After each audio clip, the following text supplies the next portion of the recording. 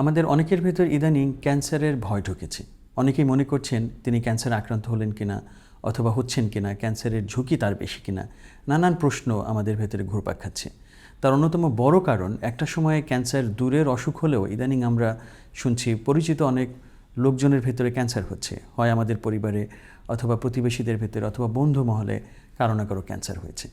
এই যে ক্যান্সার এত সাধারণ হয়ে গেছে, আমাদের ঘরের ভেতরে ঢুকে গেছে, সেটি আমাদেরকে ভীত করে তুলছে এবং অনেকেই উপায় খুঁজছেন কি করতে পারেন, কি করলে ক্যান্সারের ঝুঁকি প্রতিরোধ করা সম্ভব।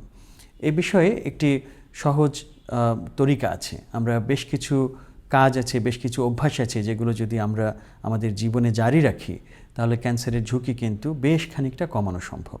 তার আগে আমরা একটুখানি জেনে নেই যে আসলে ক্যান্সার কি, কেন হয়, এবং তখনই আমরা বুঝতে পারবো যে ক্যান্সার প্রতিরোধ করতে হলে কি কাজগুলো আমাদের করা দরকার। ক্যান্সার এক কথায় যদি বলি তাহলে আমাদের শরীরে যে কোটি কোটি কোষ আছে, সেই কোষগুলোর ভেতরে যে কোনো একটি কোষ যদি বিগড়ে যায়, যদি অস্বাভাবিক হয়ে যায় এবং তারপর সেটা যদি ক্রমাগত তার সংখ্যা বাড়াতে থাকে, তাহলে যে অসুখটি হয় সেটি হচ্ছে ক্যান্সার। ক্যান্সারের এই যে অস্বাভাবিক একটি অবস্থা, সেটি শুরু হতে পারে কিন্তু নানান কারণে। যেমন আমরা যখন প্রখর সূর্যালোকে কাজ করি, সূর্যের আলোতে অতি বেগুনি রশ্মি থাকে, যেটাকে আমরা ইংরেজিতে অনেক সময় আলট্রাভায়োলেট রে বলি।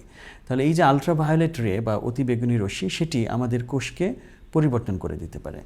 একই সাথে আমরা যেসব খাবার খাই, সেই খাবারের ভিতরে নানান উপাদান থাকতে পারে, অথবা খাবারটা এমনভাবে প্রস্তুত করা হয়েছে যে তার ভেতরে কিছু উপাদান তৈরি হয়েছে যা আমাদের কোষকে ক্ষতিগ্রস্ত করছে। আমরা বিভিন্ন রকম জীবাণু দ্বারা আক্রান্ত হতে পারি, যেই সব জীবাণু, যেমন ভাইরাস, আমাদের শরীরে ঢুকলো এবং তারপর সে আমাদের কোষকে ক্ষতিগ্রস্ত করলো। তাহলে আমি কয়েকটি পদ্ধতি বললাম বা কয়েকটি উপকরণ বললাম, কারণ বললাম, যেগুলো কোনো না কোনোভাবে ক্যান্সারের পেছনে ভূমিকা রাখতে পারে।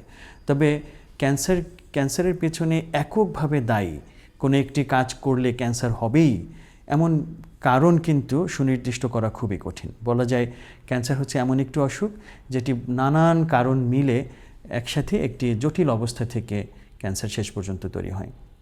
ক্যান্সারকে প্রতিরোধ করার জন্য আমাদের শরীরে কিন্তু নানান ব্যবস্থা আছে।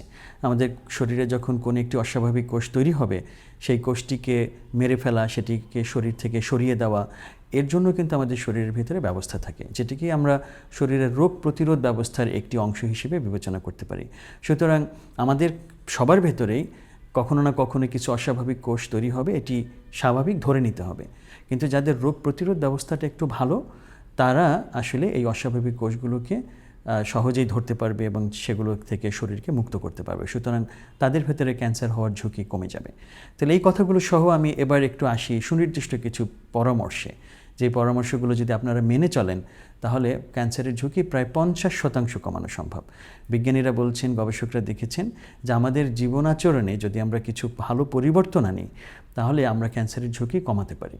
প্রথম যেই বিষয়টি ক্যান্সারের ক্ষেত্রে প্রযোজ্য, সেটি হচ্ছে ধূমপান না করা।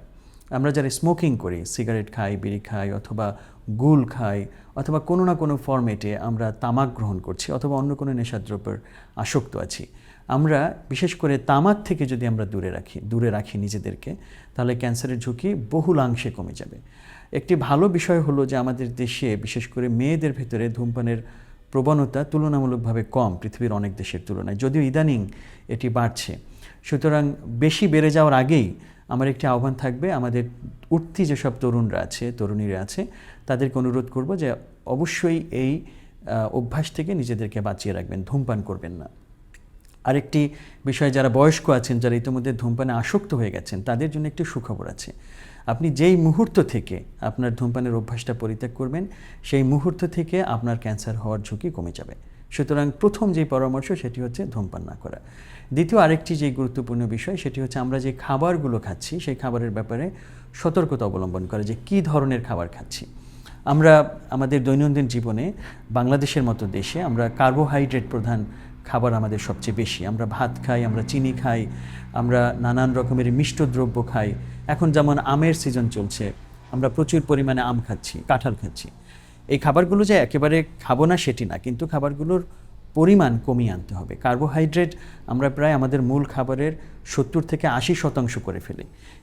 সেটাকে কমিয়ে যদি আপনি 20%, 30% নামিয়ে আনতে পারেন, তাহলে আপনি একটু বেশি ভালো থাকবেন। কারণ কার্বোহাইড্রেট থেকে আরও নানান রকম অসুবিধা তৈরি হয় যেগুলো ক্যান্সারের ঝুঁকি বাড়ায়। যেমন যারা কার্বোহাইড্রেট বেশি গ্রহণ করেন তাদের স্থূল হওয়ার ঝুঁকি বেড়ে যায়, তাদের লিভার ফাংশনে অসুবিধা হয়।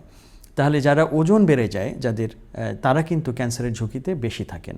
অবিসিটি যেটা, অর্থাৎ স্থূল শরীর ক্যান্সার হওয়ার অন্যতম প্রধান ঝুঁকি।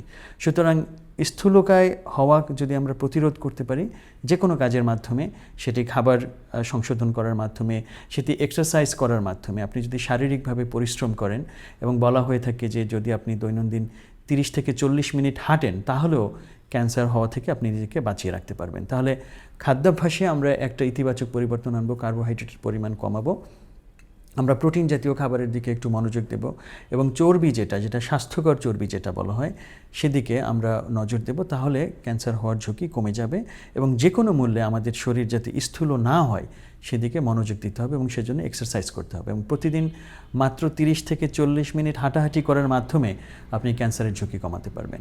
সর্বশেষ যে বিষয়টি বলে আজকের আলোচনাটা রেশ টানতে চাই, কারণ বিষয়টি আমরা ভবিষ্যতে আরও আপনাদের সাথে নিয়ে আসব, সেটি হচ্ছে আমাদের যে খাদ্যাভ্যাস, সেটার আরেকটি গুরুত্বপূর্ণ বিষয় হচ্ছে আমরা কীভাবে খাবারটা প্রস্তুত করছি। যেমন ফাস্ট ফুড যখন আমরা খেতে যাই, খাবারটা এমনভাবে প্রস্তুত করা হয় যেখানে একটি তেল অত্যন্ত উচ্চ তাপে তেলটাকে বারবার গরম করা হচ্ছে এবং তার মধ্যে দিয়ে খাবার প্রস্তুত করা হচ্ছে।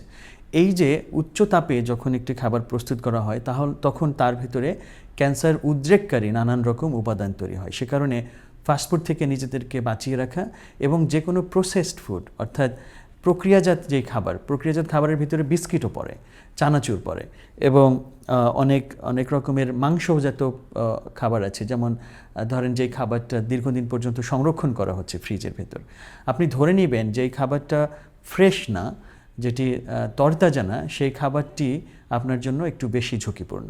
এবং এই প্রেক্ষিতে যে খাবার দীর্ঘদিন ধরে ফ্রিজে সংরক্ষণ করা হচ্ছে অথবা নানান রকম কেমিক্যাল দিয়ে সেটাকে সংরক্ষণ করা হয়েছে, এ ধরনের খাবার থেকে নিজেদেরকে বাঁচিয়ে রাখতে হবে। এবং উচ্চ তাপে যেই তেলটা বারবার গরম করা হয়েছে সেই তেলে ভাজা খাবার থেকে নিজেদেরকে বাঁচিয়ে রাখতে হবে। তাহলে ক্যান্সারের ঝুঁকি আমরা বহুলাংশে কমাতে পারবো।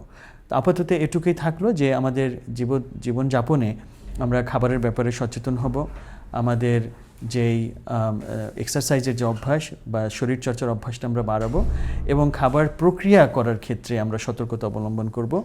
তাহলে আশা করছি যে ক্যান্সারের ঝুঁকি আমরা বহুলাংশে কমাতে পারবো। আপনাদের সকলের জীবন সুস্বাস্থ্যে পূর্ণ হোক সেই প্রত্যাশায় আজকের মতো আলোচনাটুকু এখানে শেষ করছি।